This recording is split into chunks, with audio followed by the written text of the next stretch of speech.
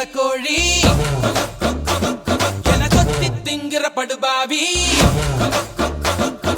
ஆத்தி அடியாத்தி என சுத்த வைக்கிற சுதியத்தி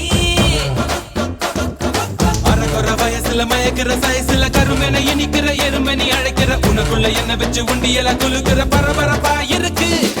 சிலனோடு சிரிப்புல சிறையில அடக்கிற தின தின மனசுல கலவர